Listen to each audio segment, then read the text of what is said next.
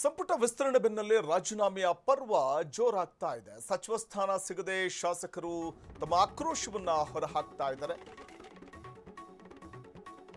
ಇವತ್ತು ಮತ್ತಷ್ಟು ಮಂದಿ ಶಾಸಕರು ರಾಜೀನಾಮೆ ನೀಡುವ ಸಾಧ್ಯತೆಗಳು ದಟ್ಟವಾಗಿದೆ.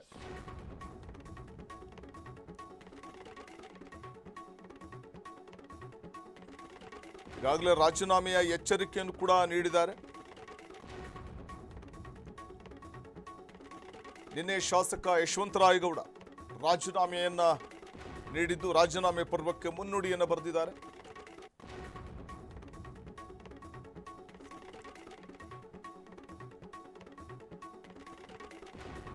ಇದು ಮತ್ತಷ್ಟು ಸಚಿವ ಸ್ಥಾನ ಸಿಗದ ಹಲವಾರು ಮಂದಿ ಶಾಸಕರು ಸಚಿವ ಸ್ಥಾನಾಕಾಂಕ್ಷಿಗಳಿಗೆ ಬಹಳ ನಿರಾಸೆಯಾಗಿದೆ. ತೀವ್ರ ಆಕ್ರೋಶವನ್ನು ಹೊರಹಾಕಿದ್ದಾರೆ. ಸಚಿವ ಸ್ಥಾನ ಕೈತಪ್ಪಿದ್ದಕ್ಕೋಸ್ಕರ ಇಂಡಿ ಕ್ಷೇತ್ರದ ಕಾಂಗ್ರೆಸ್ ಶಾಸಕ ಯಶವಂತರಾಯಗೌಡ ಪಾಟೀಲ್ ತಮ್ಮ ಸ್ಥಾನಕ್ಕೆ ಅಧಿಕೃತವಾಗಿ ರಾಜೀನಾಮೆ ನೀಡಿದ್ದಾರೆ.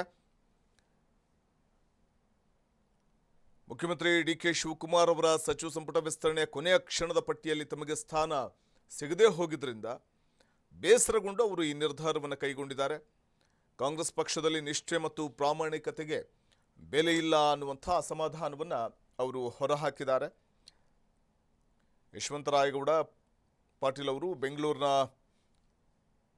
ವಿಧಾನಸೌಧದಲ್ಲಿ ತಮ್ಮ ರಾಜೀನಾಮೆ ಪತ್ರವನ್ನು ಉಪಸಭಾಧ್ಯಕ್ಷ ಅಂದರೆ ಡೆಪ್ಯೂಟಿ ಸ್ಪೀಕರ್ ರುದ್ರಪ್ಪ ಲಮಾಣಿ ಮತ್ತು ವಿಧಾನಸಭೆ ಸಚಿವಾಲಯದ ಕಾರ್ಯದರ್ಶಿ ವಿಶಾಲಾಕ್ಷಿ ಅವರಿಗೆ ಹಸ್ತಾಂತರ ಮಾಡಿದ್ದಾರೆ. ಮತ್ತೆ ತಾವು ಶಾಸಕ ಸ್ಥಾನಕ್ಕೆ ನೀಡಿರೋ ರಾಜೀನಾಮೆಯನ್ನು ಯಾವುದೇ ಕಾರಣಕ್ಕೂ ವಾಪಸ್ ಪಡೆಯೋದಿಲ್ಲ ಅಂತ ಸ್ಪಷ್ಟನೆ ಕೂಡ ಕೊಟ್ಟಿದ್ದಾರೆ.